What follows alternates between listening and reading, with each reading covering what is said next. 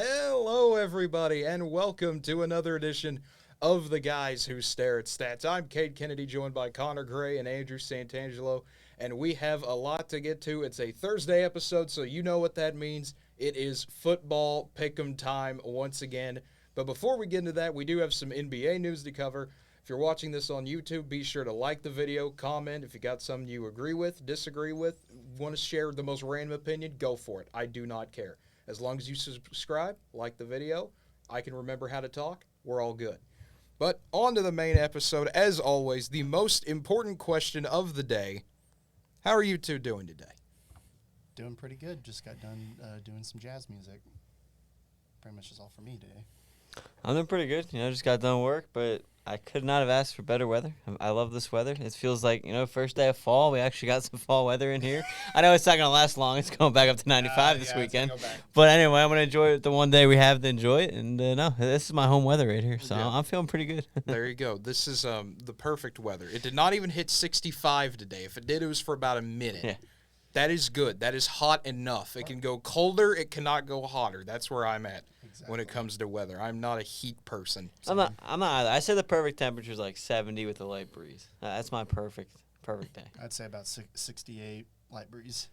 Permanent blizzard. No, if you want that, go to Canada. No, maybe. Alaska. We'll have to do a road show. Go cover the Stanley Cup Finals or something. That'd be fun. That would be fun. But we have not hockey news to talk about today. We have news involving a cold weather place in Boston. But Ime Udoka, the coach of the Celtics, just took his team to the finals last year. More than likely going to get suspended for the entire season for a intimate relationship with a female member of the franchise's staff, is how Adrian Wojnarowski phrases it. Man, this NBA offseason had to have one more thing happen to it before we get into the actual preseason. That's in a week with the Japan games.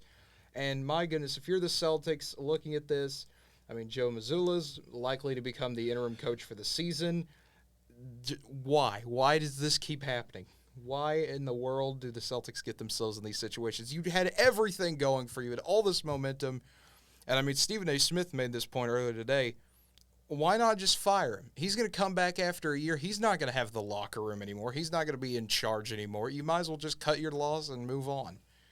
Oh, yeah, Stephen A. said a lot of good stuff today on his First Take show. I heard that same thing, and yeah, he was making the point. If you're gonna hold him out, it's not right for Brown and Tatum and all the players. If you're gonna get rid of him, get rid of him. If you're gonna hold on to him, hold on to him. But with that being said, obviously the year suspension is gonna be long. I mean, Celtics are gonna hold to what their rules are. With the franchise. And, yeah, no, it's unfortunate. Another thing has to happen. I think, a week ago we were talking about the Suns issue. So not even 2 weeks out. You get another case. But, no, it's a shame to see, and obviously something we needs to get better out there. All I can really say is that he knew better, and he chose to do it anyways.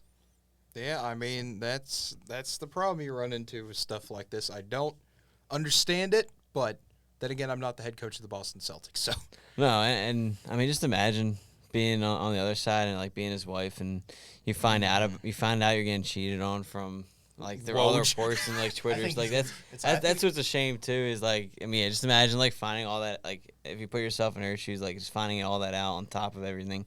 It's just right there in everybody's hands on their phones. Yeah, I don't think he's going to have to be worrying about he's got the entire season to deal with his divorce issues if he has to deal with that. Let's say Woj bombs are meant to break news, not break relationships. Come on, guys. What are we doing here? I cannot believe that this happens again. I mean, right after the Sarver thing last week, like you mentioned, Andrew. But that is not the only NBA news. We do have a little bit of trade action going on. The Utah Jazz are going to trade Bojan Bogdanovic to the Detroit Pistons for Kelly Olynyk and Saben Lee. So this is a bit odd. Many people thought the Jazz would ask for a first-round pick, try to get some other assets out of it. Phoenix was a rumored team a few days ago. There were rumors Jay Crowder was going to get traded, which, I mean, going full circle from Phoenix back to Utah would be interesting for him. But instead, Bogdanovic goes to the Pistons. So a good move for Detroit as they try to build themselves into somewhat of a fringe contender this year. Yeah, fantastic move by Detroit. It doesn't make any sense if you're the Jazz. I mean, you're not getting anything back in this trade. What's Kelly Olynyk going to do for a team trying to tank and get draft picks? Like, they should have at least got a second round or something, or a future first. Like, for them not to get any picks out of this, I don't know. I don't like this trade at all for Utah. Well, it's pretty much a steal for Detroit, and Detroit's just trying to make their way to try to be a playoff contenders is really at this point. Yeah, I mean, that's the main thing that the Pistons are trying to do here. You're just trying to break into that play-in now. And, I mean, that's one of the nice things about the play-in, I would say, is you can have moves like these. You don't need to be a top 5 team. You just need to get in that 8 to 10 range, and you should be fine. Absolutely. I do think, to your point, I think Jay Crowder's going to get moved. I'm still interested to see a lot of Carmelo Anthony rumors swirling around today, right before preseason. So, I think we're going to have a couple veterans on the move by our next show. We absolutely could. I mean, I heard there are Westbrook rumors going around, but when have there not been Westbrook? Yeah, that's going to be 24/7. His entire time in LA, that's going to be a thing. But even more rumors. So I mean, you got to love the NBA offseason. Everything that should not happen happens. Yeah. But moving on to our actual main subject today, it is almost Saturday, which is a good thing for all of us because A, you don't have to work. That's a pretty important thing. And B, it's college football on, and then there's NFL on Sunday. Of course, can't forget about the Thursday night, Monday night. There should be football every night, but you know what? I'm sorry. Some of us have to have something else to do, I guess. Yep, pretty much. Well, it builds more anticipation for football. No, there should be It's football more exciting. 8 days a week. We need to invent a new day just for So more football. I'm actually the opposite. I think they should get rid of Thursday night football. Yeah, I agree with that. Well, it's like leave it to college, but NFL don't need Thursday. They got to capitalize all the days. Wednesday night football coming back eventually. It was a good idea the first time for COVID. Anyway, before I go into a 5-minute rant about Wednesday night football, we're going to get started with our first few picks here as I start slowly clicking on some of these links here to get everything pulled up. There are some interesting games. I don't know if you want to talk about what games you find interesting as I continue to find games here, but there are quite a few big ones to look at, I would say. Some of them not as much. This is another one of those weird, some teams are in conference play, some teams are not in conference play. No one knows what in the world is going to happen this week, but I am, as always, excited for this college football week. Yeah, pretty much. Can't really say much about what to be excited for. I mean, you pretty much you clicked on all the games that we probably would talk about. I'm just clicking away here. All right. But now that I have stalled eventually, first game out of the box, Clemson and Wake Forest, one of the bigger games in the morning slot. The 5th-ranked Tigers taking on Wake Forest in Winston-Salem. Should be an interesting one there. Clemson, a 7-point favorite in this one. But Wake Forest does have an offense. They do still have Sam Hartman at quarterback. He is healthy. He is ready to go. They still have a great receiving core. Wake Forest was not able to get it done last year. Can they spring a home upset this year as 7-point home dogs?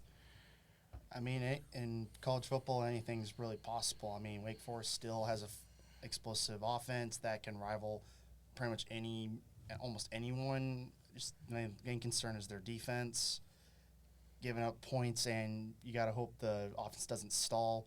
Clemson still has a solid defense that probably could give Wake Forest some troubles, but I don't think Wake Forest is going to have a hard time finding the end zone a good amount of the game. And then just comes down to Clemson trying to match the firepower. A lot of time, I think top to bottom, Clemson is a better team overall than Wake Forest, but I wouldn't be surprised if there's an upset. But I think at the end of the day, I think Wake Forest is just not going to be able to get that win. I think Clemson gets out of there with a 10-point victory. Yeah, I don't think this game is going to be that close, to be honest. I don't like Wake Forest's defense. I don't think they're going to be able to contain Clemson. I think Clemson's going to be able to do whatever they want with Wake Forest defense here. I get they got a solid offense, but I think Clemson's defense is good enough to hold them to it. So I'm with you, Connor. I think Clemson's going to win this by double digits, and I'll say 34-20. I agree with both of you guys. I think Clemson takes this in a double-digit win. Wake Forest is a good team, but you cannot get into a shootout with a top 10 defense. No. That is not going to work well in your favor. I don't care if you're at home or not in that one. I think Clemson I would not be surprised if they win by 17 or more at the end of the day. Maybe a big pick six or fumble. Well, plus you gave up 36 to Liberty. I mean, who's to say you're not going to give up at least 36 to Clemson? Yeah, and you're not going to score 40 on Clemson. So if it gets to the 35-40 range, I mean, it's going to be ugly. I'm just not as big on Clemson's offense. Like, it's not as explosive as it used to be under Watson and Trevor Lawrence. So I'm just like, I'm not as big, but I'm not going to sit here and pretend that, they can't score. I just think it's probably not going to be as high of a scoring affair, mainly because just DJ just not necessarily being consistent all the time. I mean, is he better than last year? Yes, but still not as high. But obviously, you're playing against a top 10 defense. It's going to be hard for Wake Forest to score. Will they find the end zone? I think they can put about 20-some points on there, but you're probably going to give up too much to Clemson. I mean, if you're Clemson, you got the secret strategy of give Will Shipley the ball. Good things happen when you give your running back the ball. You don't need DJ to throw it 20.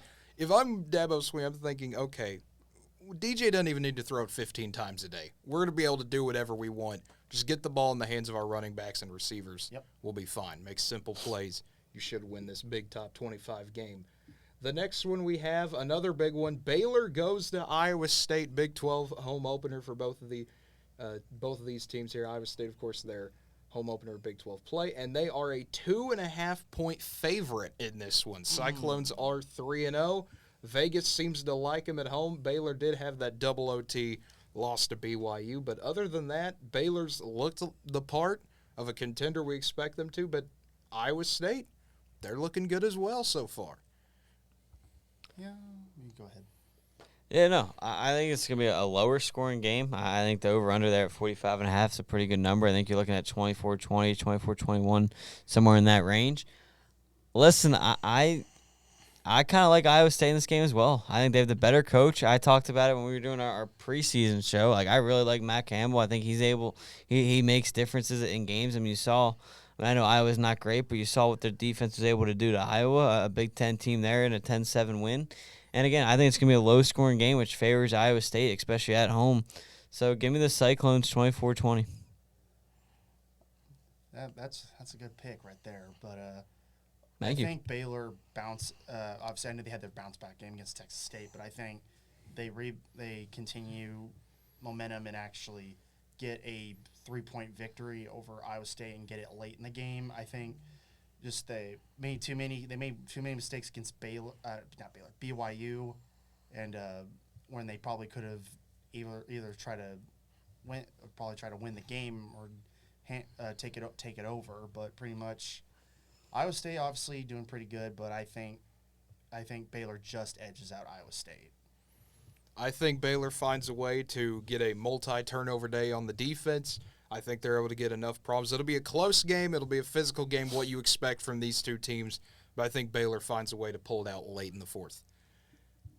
But that over-under 45.5, my goodness. It might go under that. I think it does, man. Yeah. I'd say that's a long it's like, who would have thought? I know everyone's like, offense is all the Big 12 is known for. Who would have seen games just like 45 nowadays for the Big 12?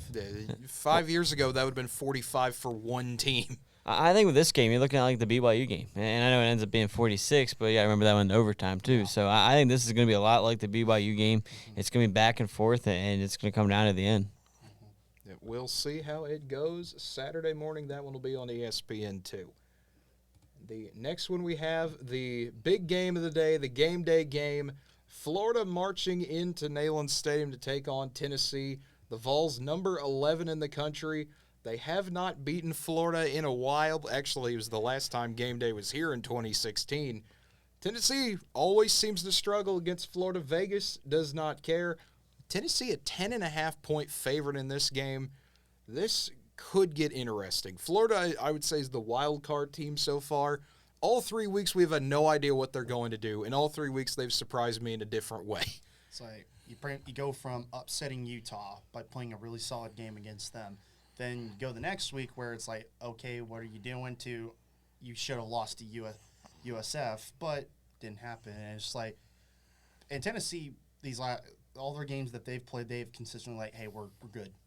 So I think Tennessee is going to be the more – it's just there's a reason why they're a 10.5 favorite. I think that's probably going to be a much higher score differential, and I think Tennessee pretty much just whoops Florida. See, I think they get ready for the big games. I mean, I think they play down to their opponents. I think they get ready for the big ones. I'm going to pick Tennessee to win this game, but I think the Gators do come out and show up, and I think they're going to keep it competitive. Maybe Tennessee gets a late touchdown to put the game away to get over that spread. But I mean, I think Florida keeps it close throughout the whole thing. I mean, I think their defense or their offense and defense is a great. No, I don't think their defense is going to be able to contain Tennessee's offense as much to get the win. That's why I'm going to go Tennessee here. But I do think it's going to be closer than that 10.5 points. I think this will be one of those whoever has the ball last wins type of games. Both these teams, not the best defensively. Tennessee, we know they have a great offense. Florida, we've seen flashes of what they can do.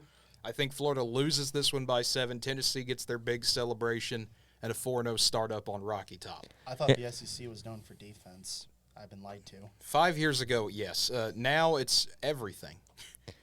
And I'll tell you what, I get they haven't played like the best opponents. Obviously, Pitt's pretty good, but imagine averaging 553 yards a game. Like, that's pretty impressive. I don't care who you play. Yeah. Like, that's an incredible number. Welcome to averaging that. You're doing really good. Yeah. Welcome to the Josh Heupel experience as a head coach. This is what you get you get good offense.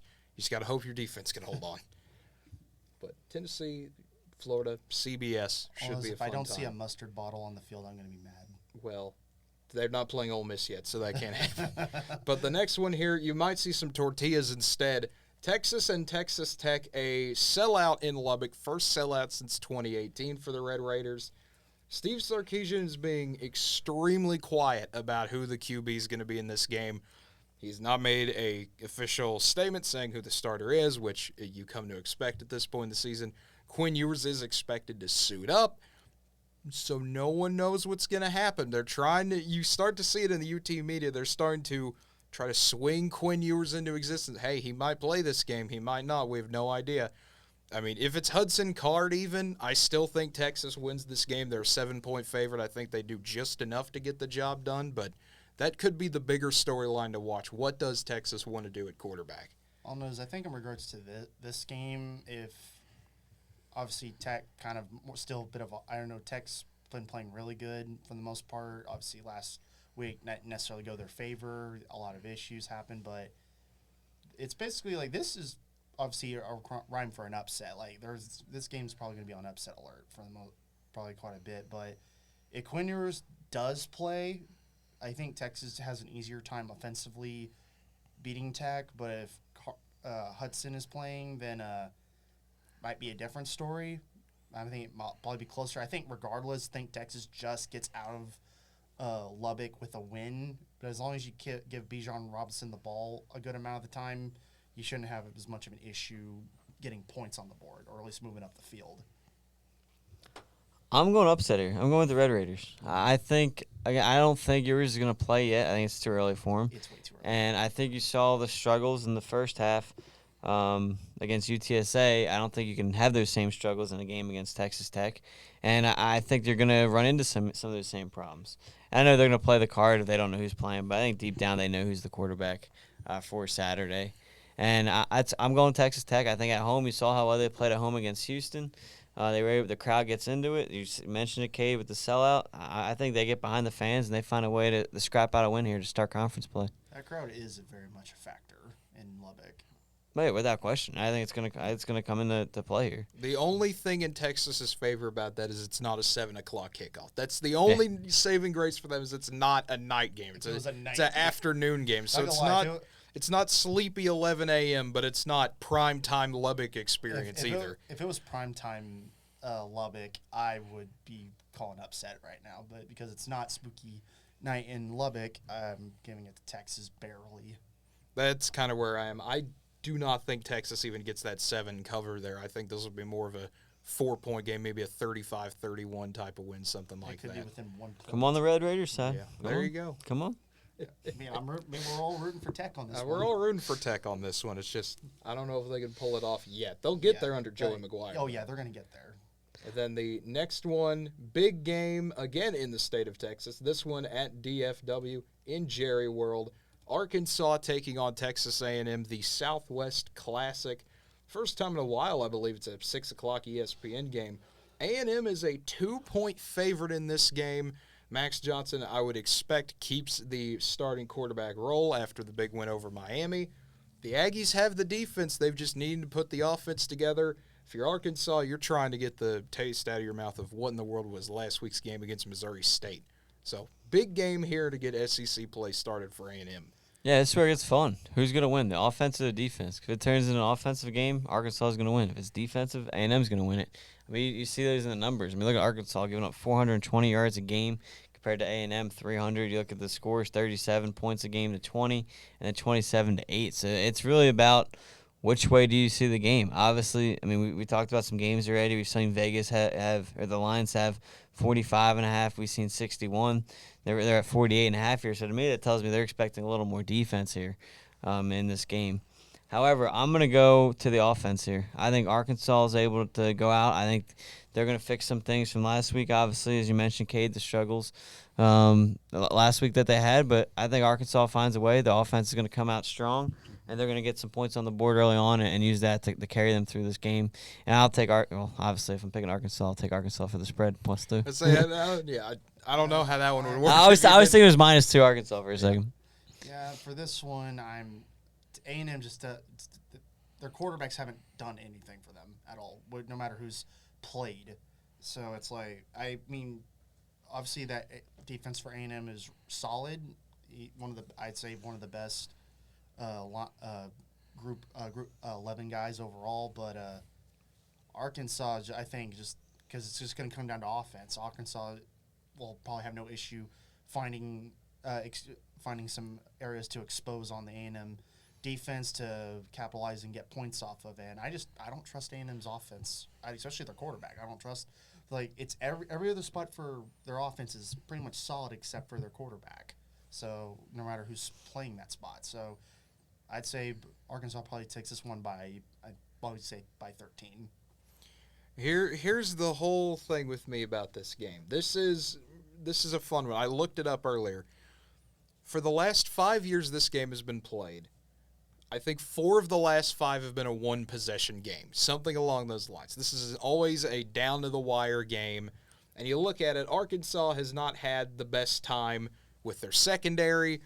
This will be the game A&M chooses to figure out what their offense is. Max Johnson will make some big plays. It'll become a more offense-heavy game, which, like you said earlier, Andrew, favors Arkansas. I think Arkansas will find a way. They'll grit it out. They do what they've been doing already this year. They did it against Cincinnati. They had to do it against Missouri State, of all people. They find a way to get it done here. I think Arkansas wins another one-possession game.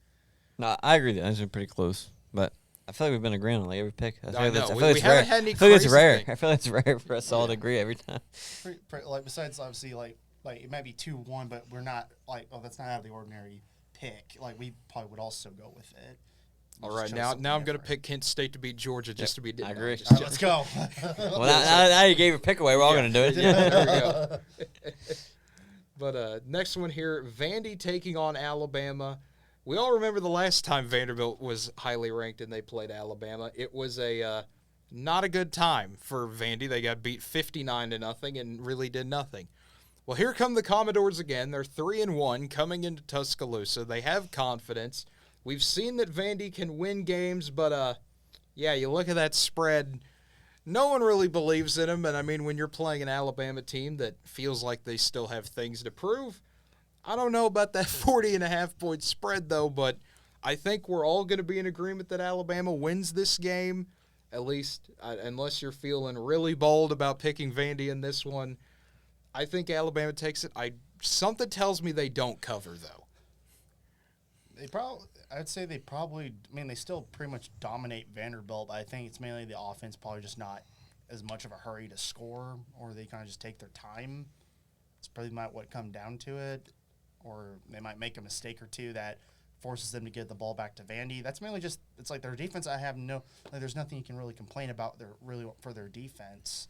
It's just their offense that wasn't consistent. But then again, you played a Texas team that was playing their hearts out for that one, but I still think they come close, but I don't think they cover. Yeah, I don't know. I think they do cover, to be honest. I don't like Vandy. I think Alabama's going to come out pretty quick in this game, obviously. And, I mean, I think it's all going to depend on how long Saban leaves his starters in. I think that's what it's going to come down to. But I don't think they give up more than one touchdown, so I think you're looking at a 47-7 type game, 50-10. I mean, I want to put it past Alabama to put up 50 this weekend. So I don't know. It's going to be interesting to see. I'm leaning towards they cover, so I'll stick with it. I'm leaning towards Alabama plays their backups the entire fourth quarter, and Vandy gets that nice backdoor cover. Entire second half. That's my whole thing. Vandy scores 17, and 14 of it's from the backups. Something along those I can see lines. But once again, we're all in agreement on who wins the game, though. And then we have Saturday Night Football, Wisconsin taking on Ohio State in Columbus.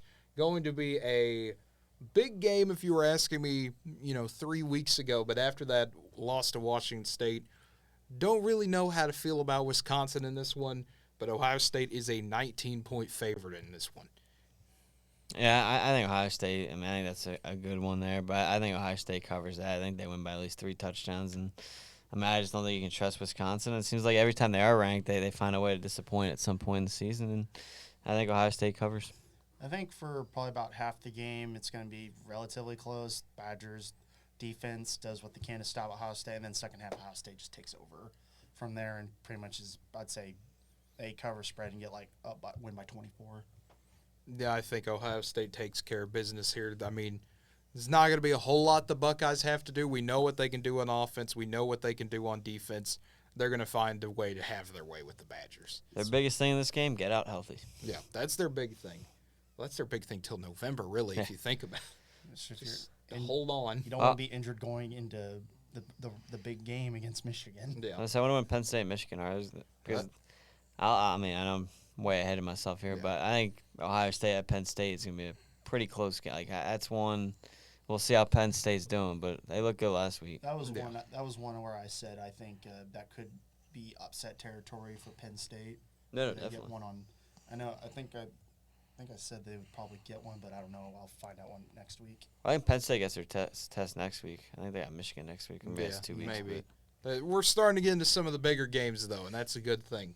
But this one here, a big one, at least on OU side of the thing. The reason why? K-State's won 3 of the last 5 in Norman. Oklahoma, 12.5-point favorite in this one. It's Brent Venables' first conference game he's coaching in, and it has to come, of course, against his alma mater. My goodness, this is going to be a weird game because another interesting stat to point out with Coach Kleiman's teams at Kansas State.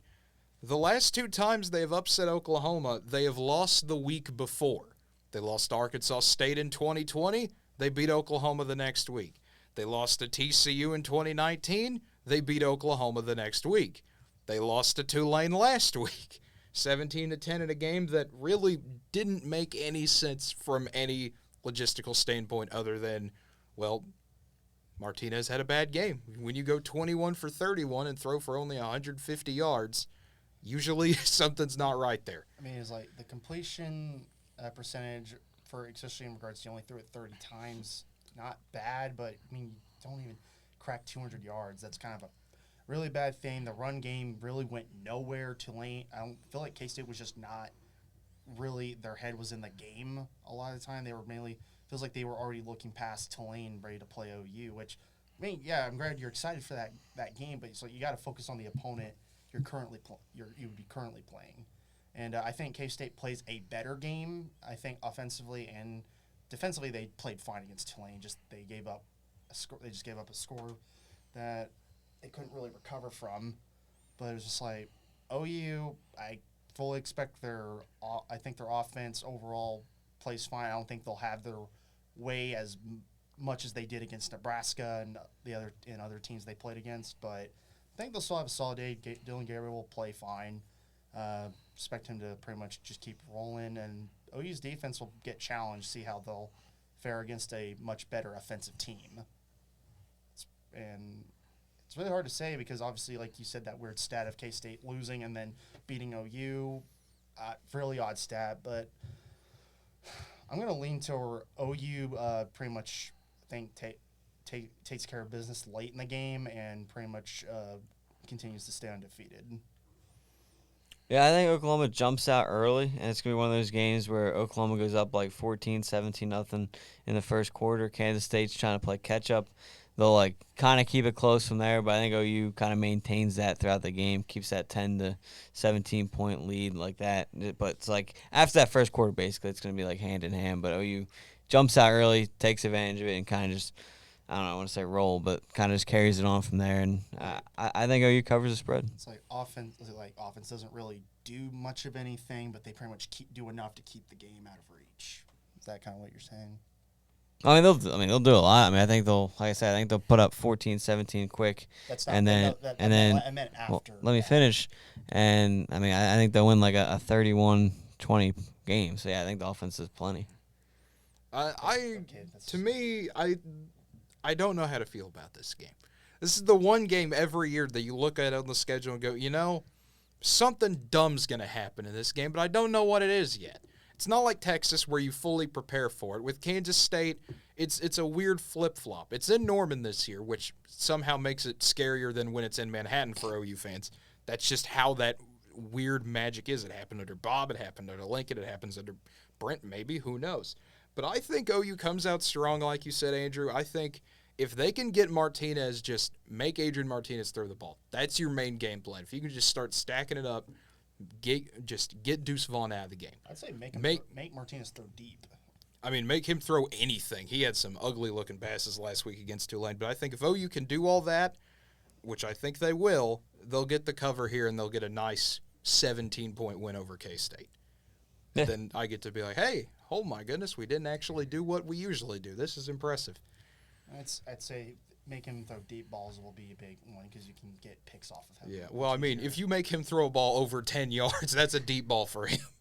And I expect him to play better. I do, too. I mean, I fully expect him to bring his A game. That's what always happens when you play Oklahoma. You got to bring your A game, and most teams do. USC, same way. They got to expect their A game from Oregon State. Going to Corvallis. Trojans are a 6-point favorite in this one, 8:30 Central Time on the Pac-12 Network. Going to be a fun late-night game there. Both teams undefeated. I like how and it's kind of a weird thing. I like how Oregon State's players are in black and white and USC's in proper color. It just is a weird thing I've noticed on the screen. Well, I think that's just their skin color. I think Yeah. I don't see any black and white filter. I think that's just whatever they shot. Okay, just a weird angle from my angle. It was black and white, which for some reason it's different. Like for the other players, like when we did the other games, it wasn't an issue. For some reason, it's black and white from my angle. So, But no, I think this game's gonna be pretty close for most of the game. I think USC might get a touchdown to pull away late and cover that 6. But overall, I think Oregon State's gonna give them all they can handle. I think in the end, Williams is going to be able to do enough, too, to get them the win. But I think you got two similar teams, meaning, like, both are very offensive-minded. Obviously, the over-under suits that pretty well right there. But, no, I think USC is going to win a big shootout there on Sunday night. Or Saturday night, sorry. I think USC's Sunday night college football, it's back. They want to compete against NFL. Yeah, say, hey, if they play late enough, they could be. That's I true. think USC's high in talent on that offense is going to just do enough to get them away from Oregon State. It's like both teams are going to go out as hard as they can, especially Oregon State's going to give them every shot they can to try to get the upset, but it won't be enough. I think USC just pulls out late. Caleb Williams pulls off some magic. I think USC gets into a bit of a shootout here for a half and then slowly starts to pull away. Alex Grinch's defense being able to force turnovers like they want to do. I think they get a big turnover late in the game to really seal the deal. And I think USC probably wins this one by double digits, but it'll be a fun watch for a while. On to the next one here. We have Utah taking on Arizona State. This is the same situation we have last week with OU Nebraska. Well, if you're Arizona State, you just fired your head coach. How does the team come out and respond? Sun Devils are 15.5-point underdogs at home. If you're Utah, you're rolling the past 2 weeks. Yes, it's Southern Utah and San Diego State, but you're looking like the Utah team we expected you to be. Yeah, no question. I think this game's going to be similar to OU Nebraska. I think Arizona State's going to come out looking okay to start the game, but it's going to quickly just go over to Utah, who's the better team. And I think they're going to roll through this and cover that 15. Pretty much same sentiment. Utah's just going to be way too much. Probably hang about 50 on them. Yeah, I think Utah takes care of business here. Like you said, Andrew, Arizona State will come out swinging early. They have to. But, man, it's going to get rough, I feel like, in the second half. Yeah, they just don't have enough to hold on. Yeah, they do not have enough gas in the tank for that one.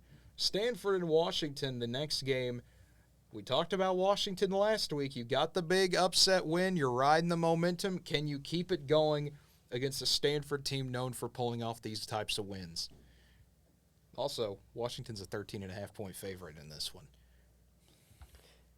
Yeah, I think the 13.5 is generous just because they're coming off a big win, obviously, against Michigan State. I think Stanford's going to keep it closer than that, if I'm being honest. You saw what they did against USC. They lose by 13, right along those lines. I definitely like USC better than Washington. So I think that's where I partially go off that as you look at some of those opponents. And but no, I think Stanford's also coming off a bye. So I think that's going to bode well for them as well. They had another week to get healthy, go through more film and everything. And I think that's going to benefit Stanford. But overall, I think Washington will find a way to pull off the win. Yeah, it's probably going to be a low-scoring affair for probably first half of the game. Washington pretty much still keeping that lead, and then Washington eventually over time just takes over and dominates near the end. I think Washington finds a way to win. I would not say comfortably, though. I feel like this is going to be one where Stanford hangs around for way too long. This turns into a one-possession game late. Washington gets a big score at the end and gets the cover with a 14-point win. And then Maryland and Michigan, big noon. This one is notable for one reason and one reason only. Michigan has pretty much figured out their guy at quarterback now, J.J. McCarthy. Talua Tagovailoa, Tua's little brother. He's at Maryland. Maryland's 3-0. We know what happens when Maryland's in September. They tend to play better than they do the rest of the season. Wolverines are a 17-point favorite in this one, though. Yeah, I don't really. It might be September, but I don't think that makes much of a difference for how the outcome of the game is going to be. I think Michigan pretty much dominates. I mean, your defense only is giving up less than 200 yards. And I know that not necessarily all of them have been great opponents, but it's like you're pretty much beating everybody up. And you found your guy in J.J. McCarthy, who I believe is the right guy for the job, and they pretty much beat up Maryland. I don't know. I think Maryland's going to give them all they can handle. I think it's going to be a solid game for the most part. I think Maryland covers, to be honest. I'll take Michigan overall in the game. But I think Maryland's offense is very good. Michigan's defense hasn't been tested yet. And I think that's going to go well for Maryland. This is going to be Michigan's first test for that defense. I think they're able to take advantage of things early to keep it close and keep it within that 17. But I'll take Michigan overall. Yeah, I'm taking Michigan overall, but it's nice that Michigan's finally going to get a test. Whether you consider them a big test or not, that's entirely up to you.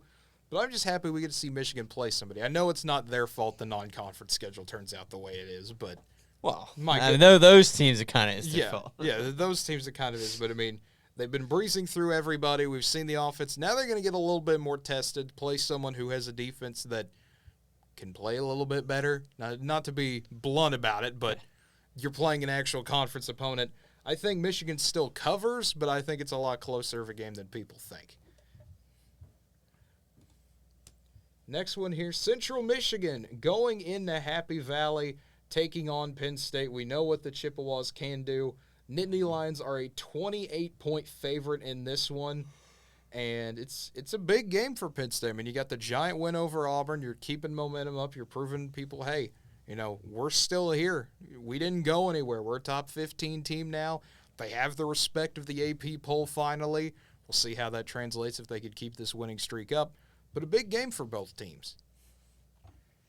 No, without question. I think there's things to figure out for Penn State, obviously. Overall, I think obviously the Purdue game, they since then they figured a lot out, especially on the defensive side of the ball. I mean, again, I never expected them to go down to Auburn and win 41-12, put up that 41 points. I think was the most impressive part there was their offense coming along very nicely there. So I don't think they have any trouble here on Saturday. They really shouldn't. Obviously, if you're Oklahoma State, you got to hope Central Michigan at least puts up some of a fight most of the game. Otherwise, it's gonna look even worse that you gave up 22 late in the fourth quarter. So, I mean, overall, Penn State should pretty much take care of business from the get-go. I don't think Central Michigan they all around they're just lacking in certain aspects. I mean, they have solid players in many skill positions, but they're not sound top to bottom with their starting lineup, and I think Penn State's going to take advantage of that. Yeah, I think Penn State will find a way. This Central Michigan defense, not the best in the world by any means. Penn State will find a way to run through this one. I think they get that cover there. The next one we have is our first trip into the NFL. That is all the college football games we have because, I mean, unless we really want to go into, like, Kent State, Georgia, I mean, I think we all know Georgia's going to win that game. Unless there's any other ones you want to mention here before we make the jump to the NFL. Yeah, I'll throw two out here real quick. I'm interested to see how Michigan State responds at home. I mean, I know Minnesota's not the best team in the Big Ten, but, I mean, after a tough loss like that to Washington, it's always interesting to see if you jump out slow, can you get beat again? And so I'm interested to see the response. I think Notre Dame, North Carolina, I mean, I just think because of name-wise, that could be an interesting game to follow and see how Notre Dame comes out. Obviously, they struggled against Cal a little bit, and obviously they're still with a backup quarterback, so we'll see how that game goes because obviously Notre Dame with a new coach and everything is still a lot of expectations out there. So I think those are two other games. To me, the other big one to talk about is, well, Duke, Kansas, because stop me if you've heard this before. Duke and Kansas are meeting and are undefeated, and it's not in basketball.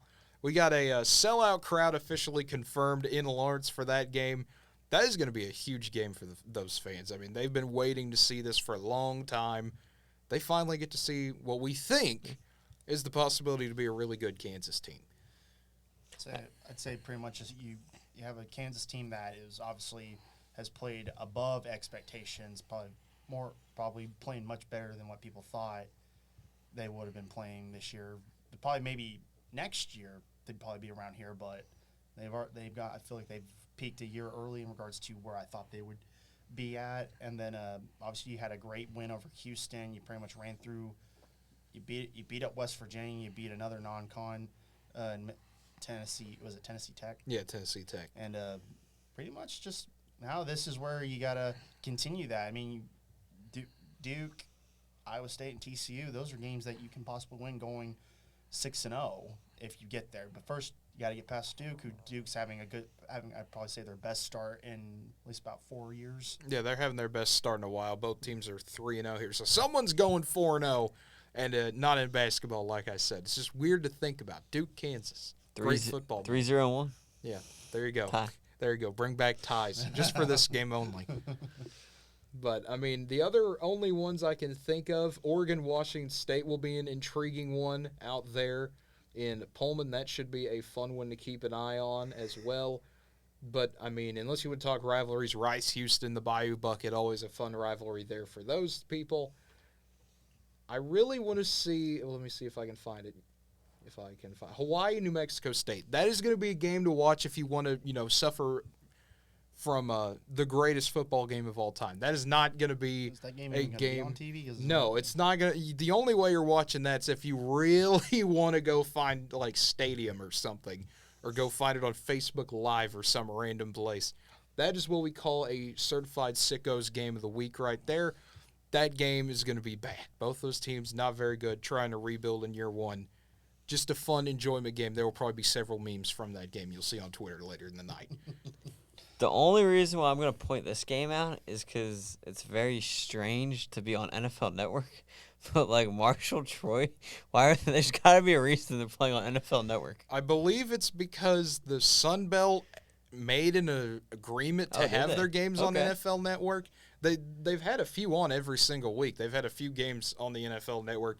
It's just weird to see because you're not expecting it. I've never paid attention to this. That's the first time I actually noticed it. And out of all games, I'm like, why would they pick Marshall and Troy? Hey, they're picking the marquee game of the week, Andrew. No other game is going to outshine Marshall and Troy. Marshall's coming off that big win a few weeks ago. Troy almost had a big Did Marshall win last week? They keep it rolling? Got beat. Okay. I think they got beat. That was short-lived then. Yeah, it was a short-lived hype train for the Thundering Herd. But, hey, they had their moment to shine Also, Iowa and Rutgers, the punting duel of the year is at 6 o'clock on FS1. If you want to watch a clinic in how not to run an offense, you can tune into that game and watch people lose their minds in the stadium. By the way, the over-under for that game is 35. One of the lowest that I have ever seen. It's sad that, I think I'd still pick the under. Yeah, I mean, with those two, that might be like a 7-0 type game. Or maybe 2-0. Maybe someone just gets a safety and calls it quits. 0-0. Two ties. There you go. But moving on to the NFL, we've got a decent amount of games to cover here. The first one, obviously, tonight's game at 7:15. Pittsburgh taking on Cleveland should be an interesting one. Anytime you get a rivalry like this, it's going to be fun. Trubisky making his first appearance in this rivalry. Cleveland is a 4.5-point favorite despite the Jets' loss last week. Both teams coming off games you really should have won. Yeah, what a brutal quarterback matchup here. You talk about legendary. Talk about a punting clinic. I mean, it might be getting that here Thursday night, depending on how the run game goes. Again, I know I mentioned it in the opening game, Browns Panthers. I'm going to say it here too. I'm more interested in the run game here. Just give me all the handoffs we can see in this game. I know Najee Harris hasn't started the way he wanted to, but overall he's still a pretty good back. And then of course Chubb and Hunt, one of the better duos in this league. It's going to create a quick game tonight, though. A lot of ground game is going to be heavy. Honestly, though, give me Pittsburgh's defense. I'm taking Steelers tonight. Yeah, I'd say for this one, I think Steelers' defense is going to give Brissett more issues than Cleveland will give Trubisky. I think Cleveland will just make too many mistakes that they can't recover from, and Pittsburgh barely gets out of this one. The Steelers will find a way. Like we have joked about. You can put anyone back there at quarterback. It does not matter. They will find a way to win these types of games. It'll be a dogfight. It'll be one of those 17-10 type games if we're lucky. It's the Steelers way. Yeah, it's the Steeler way. That's what they do. Who are you picking? I'm not letting you off the hook there. I said it's Pittsburgh. I said Pittsburgh. I didn't say win. I said Pittsburgh win. No, it's a tie. I predict a tie. Everyone loses. There's no fun. That'd be more funny. There's no fun. There are 17 punts. Everyone loses. The next one here, speaking of everyone loses, the Texans and the Bears. This is a game. That's about all I can say about it. Bears are a 2.5-point favorite in this one. A lot of questionable interestingness. Roquan Smith's questionable for the Bears there. That could be a developing story. We'll see how that turns out for Sunday. But this is one that I don't know. Maybe the Texans have a shot. The Bears are not the best team in the league by far, but maybe with how Texans have been playing, not the worst team in the world this year. Yeah, they absolutely have a shot. Their defense has kept them in a lot of games. Obviously, they tied the Colts to start the year last week. They're winning 9-6 for a lot of that game, and then Denver gets a couple late scores to win that one. I think the final was 17-9, so again, holding Denver to a reasonable score with those weapons on that Denver offense. However, I'm not a big fan of the way Houston's been calling their offense. I think they could give the ball to Pierce. He's got a lot of potential. They really haven't used him to his level yet. With that being said, that's why I'm going to go with Chicago in this game. I think Justin Fields proven a lot more, obviously, than Mills. David Montgomery's a pretty good back here, so I'm going to take Chicago, take this game at home. Yeah, I think Chicago just a good bad play calling by Houston will be detriment, and I think Bears just take it by 7. I honestly wouldn't be surprised if this game was the tie. If we had to pick one tie this week, it would probably be this game somehow. I don't know why. I just have one of those gut feelings. Here's the thing. If we actually did that, I mean, obviously I don't – we'll see once we get through all the games. But I might go with tonight's game. Yeah, I mean, it's a close contender. There are several not very good games here this week, but, I mean, that's every week in the NFL. You're going to get one or two bad ones. I think the Bears do pull it out. I would not be surprised if this is one of those, oh, hey, look, what are the Texans doing over there types of games midway through the fourth. The next one here should be a good game. Raiders taking on the Titans. Both teams are 0-2. Someone's got to win one of these things. Raiders are a 2-point favorite on the road, though. Tennessee has not played very well at all overall, and I know Raiders have choked some games. Overall, it's just like it's like as much as I would love to see the Raiders lose, Raiders are just gonna I'm not gonna pretend like they have an easy time, but I think it's gonna be kind of a back and forth game in regards to offenses kind of being a bit incompetent, but I think Raiders will have a better time eventually, win this game probably by like 13 or something like that. This is tough. This game could go either way. Both I expected to probably be 2-0 instead of 0-2. And it's going to go back and forth. I think this is going to be the game. I think Tennessee's just going to be like Derrick Henry, go win us the game. I think Henry's going to do so at home. Give me the Tennessee Titans. So that's the camp I'm kind of in. Tennessee, they're at home. They still have Derrick Henry. Yes, Tannehill hasn't played his best ball. That'll fix itself over time, at least I think it will. I think Titans find a way to get the job done, and it's another agonizing week for Raiders fans. Yeah, especially with the level. I mean, you go out and get Adams, you put some guys on that defensive side. No, there's a lot of expectations for the Raiders here. And I mean, both teams, honestly. So Tennessee was the 1 seed last year, and now both these teams are in jeopardy of going 0-3. I mean, obviously, most likely, one of them will, pending a tie. But, I mean, again. You never know about that tie. You would not have expected either one of these teams to be 0-3, and here we are, one of them will be. Yeah, I mean, it's one of those crazy things, but, hey, that's football for you. Anything is possible. Next one here, the Chiefs taking on the Colts. Should be an interesting one there. Chiefs are a 5.5-point favorite. And I have to skedaddle, so I'm going to go ahead and pick Chiefs. So, see you guys later. All righty, see you later.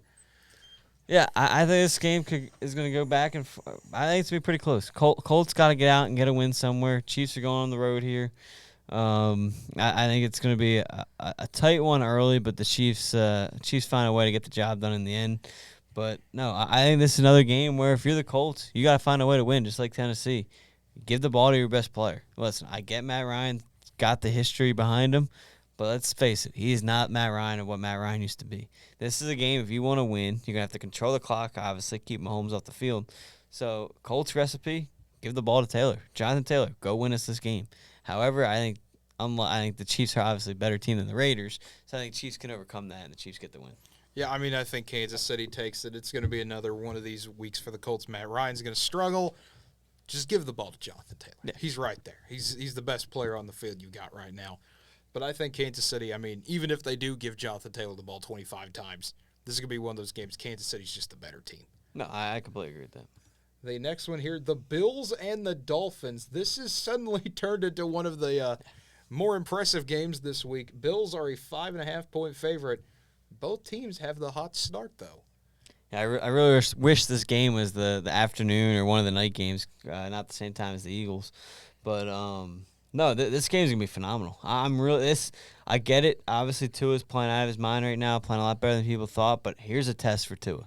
How are you going to fare against this Buffalo defense who's very, very, very, very good? How's the rest of them? Obviously, Tyreek Hill is probably going to go. Tyreek Hill and Waddle, it's going to be tough to cover both. You obviously can't double-team both of them. So which one does Buffalo try to pick their poison with on the defensive side of the ball? This is entertaining. I don't know. Part of me wants to say a shootout like last week in Baltimore, but then part of me is like that Buffalo defense is like legit, and they're going to be able to find a way to contain Miami. And obviously we get this game twice. Obviously Miami has the benefit this first time with it being home. I can't pick Miami to win, but I'm going to say Miami covers, and this game is a 3 or 4 point game coming down to the end. Well, I'll do it for you. I think Miami's going to win this game. I think this is one of those momentum wins where they're going to find a way to come out on fire to start the first quarter, and then slowly throughout the game you're going to see Buffalo grind their way back in it.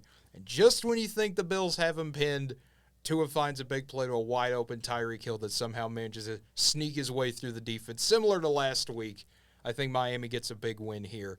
If this was a few weeks later in the season, I would probably pick Bills and agree with you more on it. But right after that kind of win, this just feels like one of those momentum-carrying type of games. No, I'm all for it. I'm all for that happening. Yeah, there you go. We always get fun times in the AFC East. Something crazy always happens. And the next one, speaking of crazy, the Lions and the Vikings. Now, the Vikings coming off the shorter week, they just got absolutely pretty much demolished by the Eagles is the nicest way to put it. The Lions are coming off a pretty big win over the Commanders, but Minnesota is the 6-point favorite in this one, and I really don't know how to feel about that. I don't like that spread at all. I don't have any problem, especially at home, Minnesota being favorite, but 6 is a lot. I mean, when When do you give the Lions credit? I guess is what I'm trying to say. When they win 3 games in a row, I don't know when the actual number is. Well, no, I'm saying, like, my point is, like, they put up 35 against the Eagles. Well, they put up 36 against Washington. I get Washington's not great, and obviously the Eagles' defense isn't the best in the league either. But let's face it, you're still putting up 35, 36 points in the NFL. It's still an impressive number. And DeAndre Swift is playing out of his mind right now. I mean, you look at it. If you go back to that Tennessee when you had those stats up, Henry had 34 carries for 100 yards. Swift's got 20 carries for 200 yards. Yeah, when you're averaging 10 yards a carry, that's a problem for everyone. Like, that's incredible. And it's just look at the other guy next to him, Dalvin Cook, who we all say is a top 5 run. He's got 26 carries for 107 yards. Swift's got 6 less carries and almost 100 yards more than him. So I mean, that just shows you how well Swift's been playing. I think Swift's going to keep him in this game. The only problem is, I don't know if Detroit, like the Eagles, will have the corner to shut down Justin Jefferson. And it's funny because the Lions traded that corner, Darius Slay, to the Eagles. So thank you very much, Detroit. But I think Justin Jefferson bounces back and has a big game here. And I like Minnesota's defense better than Detroit's. So I don't think it's going to be like a defensive battle. I think that's going to be the key in the end, is they're going to be able to get that one key stop that Detroit's not going to be able to get. So I'm going to take the Vikings in a close one over the Lions, but Lions to cover. That's the same boat I'm in. I think Detroit is better than 6 points. This will come down to a late score by Minnesota. Kirk Cousins will put one of those drives together where you go, okay, these are his kind of big moments we expect him to make. He shows up. He gets the job done. Dalvin Cook has a big game. Justin Jefferson's going to do his thing. Yeah. I think Minnesota finds a way to get a 3 or 4 point win here. Yep, I completely agree. The next one, the Ravens and the Patriots. Now, a turn of fate. I really thought we'd be talking about a 2-0 Ravens team coming in here, but Miami had other plans like we talked about earlier. Ravens are still a 3-point favorite going on the road to Foxborough. Yeah, it's going to be an interesting game, obviously.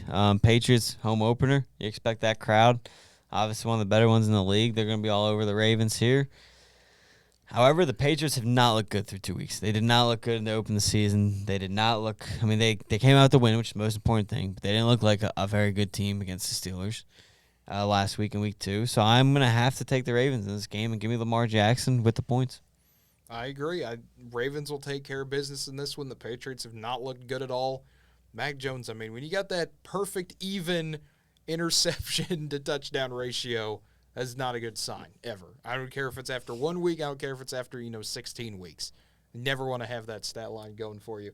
But also Lamar Jackson doing his thing, leading the team in passing yards, leading the team in rushing yards. Just Ravens things. Yeah, that's all he can do. Yeah, that's what he does.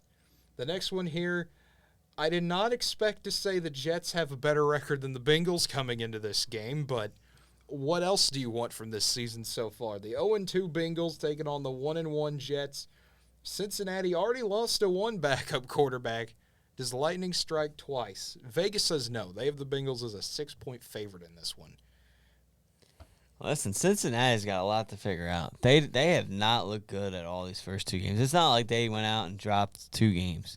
Now, they went out and lost 2 games. I get it. They pushed the Cowboys to the end there. Came back, tied it, lost in the last second field goal.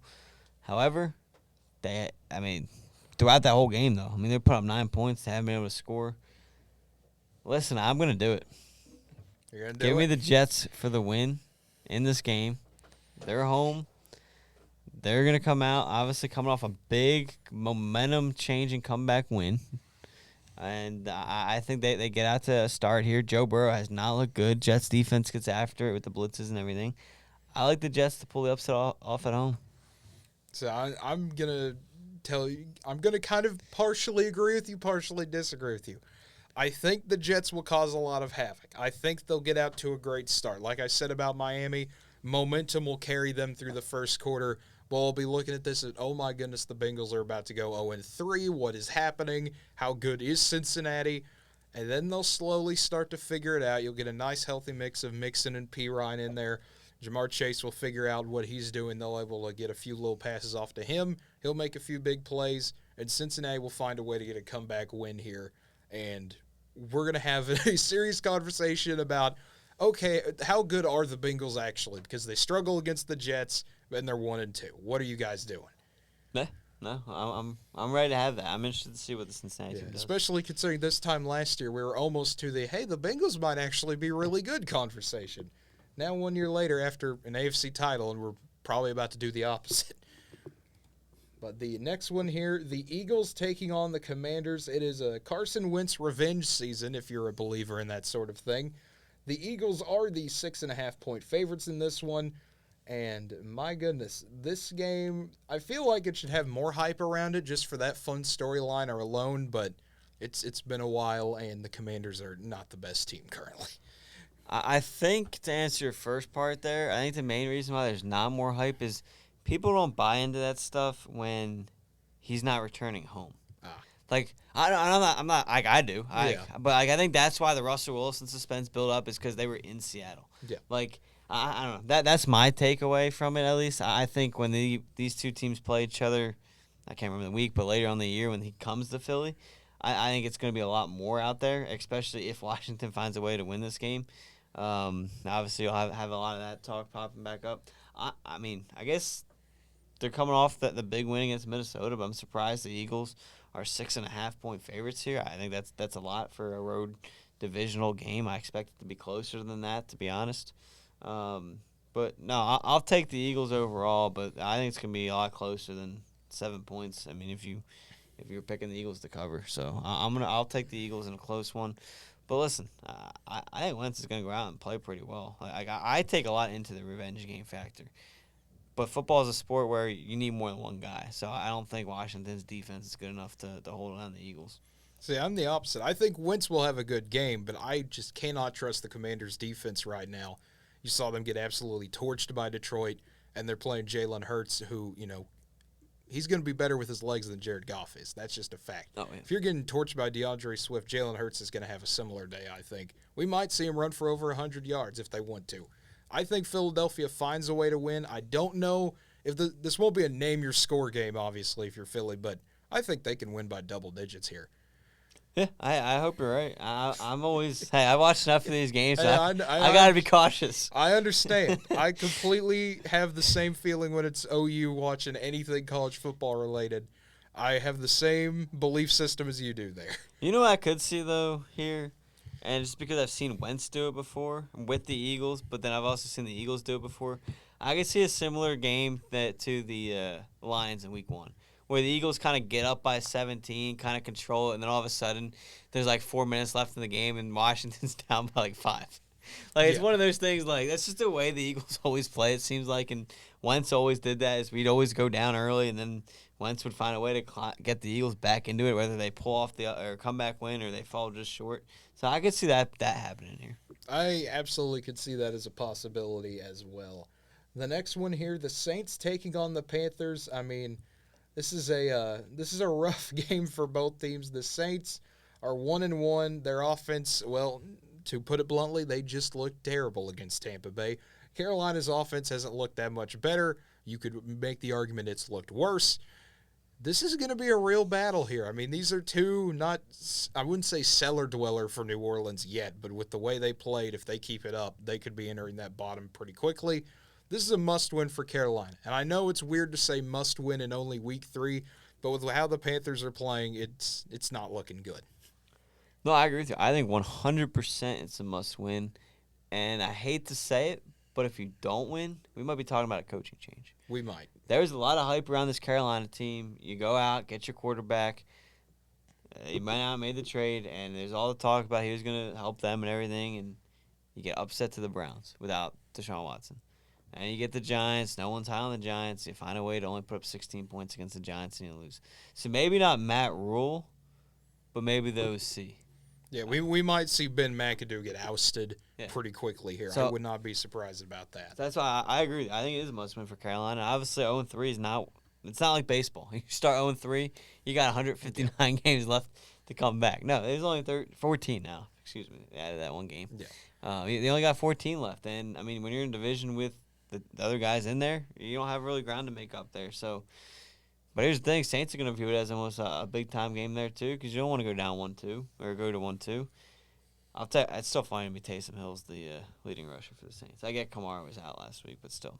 Anyway, back to my picks. I'm going to say Carolina finds a way to get the job done. Baker gets his first win with Carolina. Well, you have a lot more faith than I do in him because I think it's the opposite. I think Carolina's going to come out. They're going to sputter around again. It's going to take them once again, it's going to take a while to remember that Christian McCaffrey is indeed on your team, and you can give him the ball at any possible moment. I think the Saints defense will be swarming. They're not going to score 3 points again. I think Jameis Winston will have a better day. I don't think he's throwing 3 interceptions, even though, fingers crossed he will. I think the Saints find a way to get this one, and they get a 7-point win, and we start having a serious conversation about why Matt Rule was in Carolina in the first place and the entire coaching staff. Should never left college. I mean, he really shouldn't have. I don't know. Matt Rule to Nebraska? I don't know. There you Arizona go. State? Start the rumors now. Yeah, there you go. The next one here, a battle of 2 1-1s. Jacksonville taking on the L.A. Chargers. Chargers are a 7-point favorite in this one, and once again, congratulations to Jacksonville. You have no injuries this week. Yeah, no, this is a good test for Jacksonville. Yeah, bringing a new coach and everything just falls short in opening week against Washington, and then you go out, get a win last week against the Colts. You shut them out. I'll tell you what, though, you're not going to shut out the Chargers, especially in L.A. I don't think Jacksonville's strong enough to come out of this game with a win. I don't know. I think Chargers do cover the 7, though, too. So I think that Chargers take care of business here. As much as I want to see Jacksonville keep it close. Yeah, the only way I think the Jags win this game is if Chase Daniel comes out as the starting QB. Yeah. I think that's their only shot. If not, Herbert's going to come out and be himself. You should have Keenan Allen back, I would think. I think the Chargers offense is going to do their thing. Jacksonville will play a good game, but they won't play a good enough game to win. Yeah, I agree with that.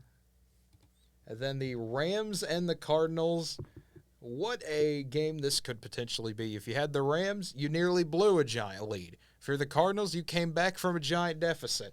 This is going to be an absolutely intriguing game. I really don't know how to feel about this. Vegas has it as 3.5 for the Rams, but to me, this should just be a pick 'em. Yeah, no, I agree. I like the Cardinals in this game. I think they figured some things out in that second half. I think they're going to come out strong in this game, build off that momentum going back home. You already dropped one home game already this year. Rams, obviously, still a very good team. I think it's going to be a shootout for sure. But give me Arizona in a close one. I think so, too. Rams are looking still shaky to start the season. They couldn't put away the Falcons when you had that giant of a lead. You cannot do that against a team like Arizona. You cannot try to ever just shrug them off because you'll get what happened last week. Kyler Murray will make a few big plays, and I think the Cardinals get the job done here. Only 4 more games to go here. The Falcons and the Seahawks, a battle of the birds here. And this one is a just dead set pick 'em, even whoever you want. Name your team in this one, basically. The quarterback battle of the century, Marcus Mariota versus Geno Smith. I'd rather that, those two than Trubisky and Brissett. Yeah. I like Atlanta here on the road. I think the quarterback's almost a wash. I think Penny struggles. I think Cordell Patterson, I think he's that big of a difference maker at this point. We gotta give him some credit for kind of transitioning from a receiver there to that running back slot. And I think Atlanta's able to go out there, go on the road, and get the win. I agree. I think Atlanta's showing that they could bounce back no matter what last week against the Rams. That, even though you lose that game, that's about as good of a moral victory as you can get, a good momentum builder for the rest of the season. I think this will be one of those back and forth games the entire time, but Atlanta finds a way to pull one out. Yeah, congratulations to Atlanta, too. No injured players. Yeah, just like Jacksonville. I know. What is it with teams in the Southeast being good at not having injured players? Shout out to both of them. And the next one here, we have the Packers and the Buccaneers, a big-time game in Tampa Bay. Another pick-em here. So interesting to see. I mean, Tampa has not looked the greatest offensively. The defense has done a lot, though, holding Dallas to 3, holding New Orleans to 10. The Packers are a bit of the same way. Their offense hasn't looked amazing. I mean, they got shut down by the Vikings. They put 27 up on the Bears, slowly started to let Chicago back in, but woke up before the Bears could even make it a game again. This will be a bit of an intriguing game to me to watch. I mean, it's going to be the big Fox game of the week, obviously, so most people will be on it. Rodgers versus Brady, who doesn't want to see that quarterback battle. But I really don't know how to feel about this one. Both teams have shown signs of struggling. Both teams have shown some positives. I'm with you 100%. This is going to be back and forth. I get it's Tom Brady, but here's the thing. It's still a team game. Yeah. Mike Evans, suspended. I don't think Chris Godwin's going to be good enough to go yet. Out. Julio Jones missed last week. Is he going to be ready? Another question mark. Russell Gage, another question mark. He's been up and down, missing practices. Again, I understand it's Tom Brady, but I just named your top 3-4 wide receivers. Two of them not definitely. One of them's definitely not playing. One, I'd be shocked if he plays. Where do you go from there? I mean, again, you don't have Gronk, the safety voucher that you used to. That's why I'm going to pick Green Bay here because of the pieces that Tampa Bay is missing. And, I mean, again, even if Evans was playing, I think it'd be a different story, but it's crazy to say it, but hypothetically, I want to ask you this. If Evans is out, Evans is out. If Godwin is out with Evans, if Julio Jones is out, is Sammy Watkins the best receiver on the field? He very well might Isn't that be. crazy to think about? It's weird to think like, about. as much as Packers fans, and obviously, yeah, they have the right to complain about that, but you might have the best receiver on that day, and I think that's going to come into play. Like you said, both defenses have been playing fairly well. And I mean, again, it would have shocked me to see Tampa Bay go out and win. Absolutely not. I mean, Tom Brady, especially at home, I would not be surprised to see him win. But I do think those receivers are going to hurt him a little bit, and I think Rodgers is going to be able to find a way to get the job done. I agree. I think it's one of those Tom Brady, like you said, he can only do so much, especially when you're 45 years old. Yeah. There's only so much you can do when you have absolutely no help around you. Aaron Rodgers, he has some young receivers, but he at least has young receivers that he trusts a little bit. And that's the big difference there. I think the Packers find a way to get it done. But, man, like you said, Andrew, this will not be surprising no matter how this game goes. Unless we get, something ridiculous like a tie or something like that. Wouldn't that be fun? Yeah, wouldn't that be fun? The next one here, the Niners and the Broncos. This is one of those where no Trey Lance, enter Jimmy Garoppolo. Here come the Niners again.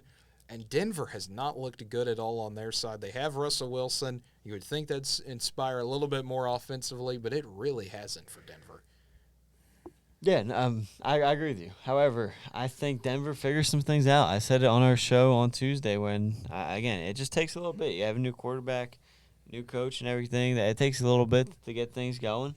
I'm not a 49er believer. I've never been a Jimmy Garoppolo guy either. And I don't think they're as strong as when he was able to take them to the Super Bowl a few years ago. So I'm gonna go Denver here. At Denver, give me Russell Wilson getting the job done. To me, it's one of those that this is the stoppable force meets the movable object. These are two teams that have not 100% put it together yet. Denver, like you said, Andrew, I think will get there, but with how the Niners are going to play with Jimmy G, and we know what they're going to do. This is going to be a defensive battle, and every time we get one of these darn defensive battles, they always seem to at least favor the Niners, in my opinion. That's true. That's just who Jimmy G is as a quarterback. He's not going to win you a shootout. He's not going to win you a game dropping 31. He will win you a 17-10 type of game, and that's what I think the Niners do here. No, I agree with you. If it does become that defensive, 49ers do have a slight edge here. But I don't know. I like Wilson, Jerry Jeudy, and yeah, and I do too. I think it's just trying to get it put together. I mean, when you have your fans having to tell you the play clock so you don't get delay games, that's I get it's a work in progress, but my goodness, that is never a good look. And the final game to get to here, this is the game we all totally want to see in Monday night. Cowboys-Giants. Cooper Rush, he's never lost as a quarterback. He's a whole 2-0 as the starting quarterback of the Dallas Cowboys. And you had Jerry Jones over there doing his interview saying, I don't know, maybe we'll have Cooper Rush as our starter the rest of the year. He won as a big game. But Vegas doesn't think they win this game. The Giants are favored by 1 point to beat the Cowboys. I did not think we could be talking about a 3-0 Giants team, but yet here we are. Yeah. I think at this time next week we'll be talking about the 3-0 New York Giants. I think Barkley's been too good. I get the Cowboys' defense has been solid, but I think the Giants are going to be able to do what they want with the run game. I think Elliott's been a problem still. I don't trust Cooper Rush. When you look at the Giants, they held Tennessee to 20. They held the Panthers to 16. I mean, that's what Baker Mayfield, Ryan Tannehill, Derrick Henry. They've already faced some pretty good players. I'd take Baker Mayfield over Cooper Rush. I'd take Derrick Henry over Ezekiel Elliott. So with that being said, I think the Giants' defense, especially at home, is going to be able to find their way and get the job done. I do think it's funny that Stadium's hosting 2 games this week. Yeah, I mean, that is weird for the Meadowlands. You never really think of having 2 games there back-to-back, but I guess when one plays on Sunday, one plays on Monday, you can absolutely do that. I agree. I think the Giants take care of business here. I think Dallas will put something together. I mean, they have to at some point. They'll look good. They'll have their drives. They'll have their moments where you go, oh, my goodness, here's what Dallas can do even without Dak. But that Giants defense, seeing it not in person. I mean, I wish I could travel to NFL games on Sundays, but seeing it at least how it looked against Carolina last week, they look good. They look like a team that knows what they're doing. They look competent. And that's all they've been asking for. We just want competence from our team. I think they finally have it, and we have to have this conversation about how good are the Giants at 3-0. But that will do it for all of the games we have done this week. As always, we thank you for tuning in. It has been a fun time once again going through all of college football, NFL, NBA news at the beginning of the show. So for Andrew Santangelo and Connor Gray, who was here, I'm Cade Kennedy. If you enjoyed the show tonight, be sure to follow us here on twitch.tv/NWTV7. Follow us on Facebook, Twitter, Instagram, or TikTok at NWTV7 to get updates on when we go live. Or if you're watching this on YouTube, be sure to like the video, subscribe to our channel if you haven't. If you're watching this on Twitch, that is the Guys Who Stare at Stats YouTube channel. And leave a comment down below. Tell us what you agreed with, disagreed with, have any random thought in the world. Feel free to comment below. It always means a lot to us. So once again, until next time, have a good one, everybody.